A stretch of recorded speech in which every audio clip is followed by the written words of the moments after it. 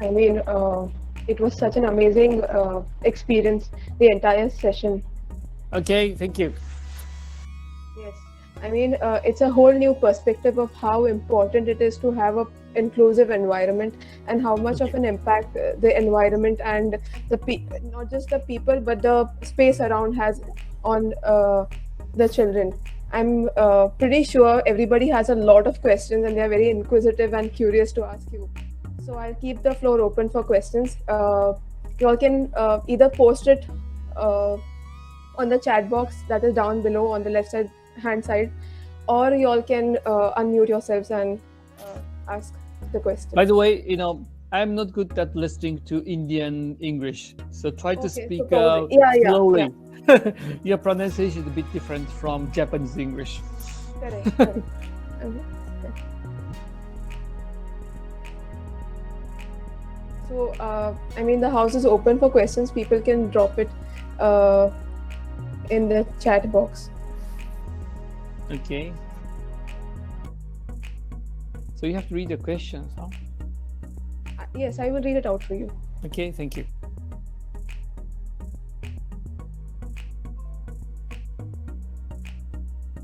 Dr. Yogita Sarwal, she has a comment. She says there are more important things in life than just teaching and learning only. So that is, I think, something that she took from the session. Okay. Is it a question? No, it's a comment. Okay, thank you. It's a compliment. Thank you.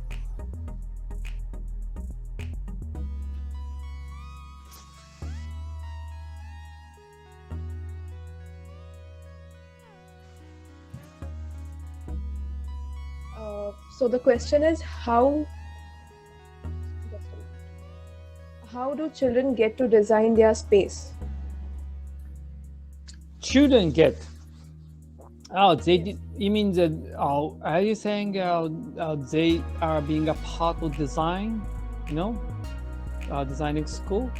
Is that the kind of question? Yes, I was just wondering if they have a say or they have a voice in how they would like it to be designed. Do they get a chance to? Of course, they don't know what they want. So, we observe them, we pray with them, and of course, you need a professional to design the ideal space for them. But, even they don't tell us what they want, they'll show us with their body, if they are showing they're climbing up the trees, and we need to design something where they can climb up.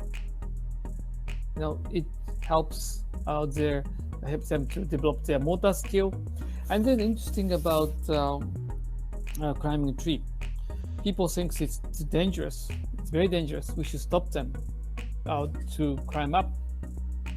But always we say, when a child wants to climb up, they're ready to climb up. They never fall. But when we tell them to climb up the tree, they fall because they are not ready. So it tells the basic of education. If you try to force them to learn, they don't want to learn. Okay. But if you find a way, they want to pick the information and they enjoy it.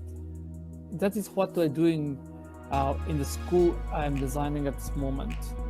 We design the school like a city, and they just by walking into each shop, they get knowledge and experience. That is what we do. And this is how we get their involvement, okay, through the experience. Okay.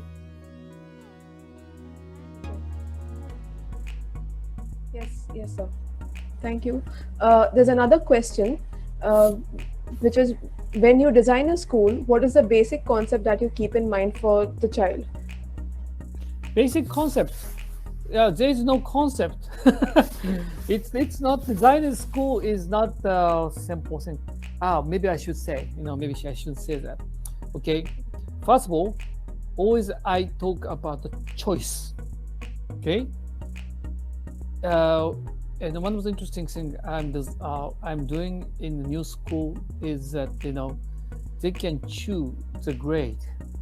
Even you are 8 years old, you can learn the mathematics of 6 years old, and even you're 8 years old, you can learn the mathematics of 12 years old.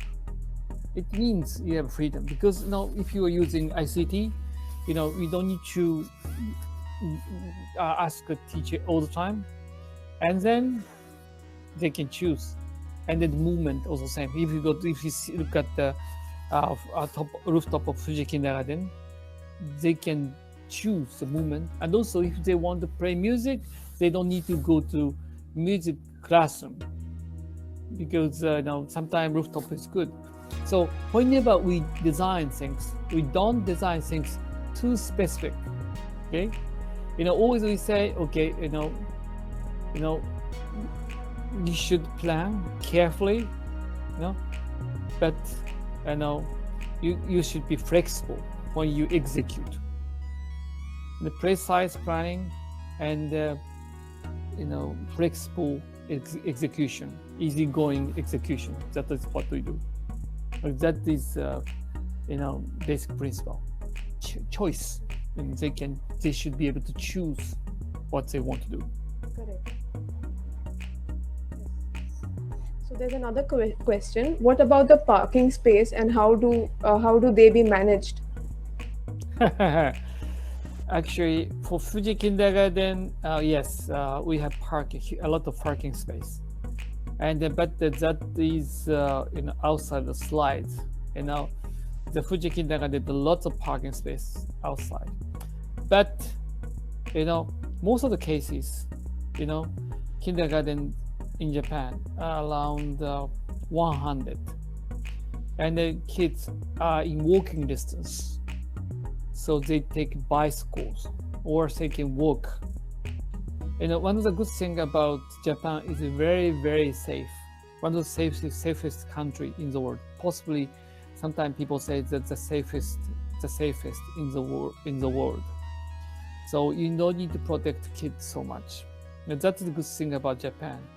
I hope the world is going to be like this in the future. They don't need to take car.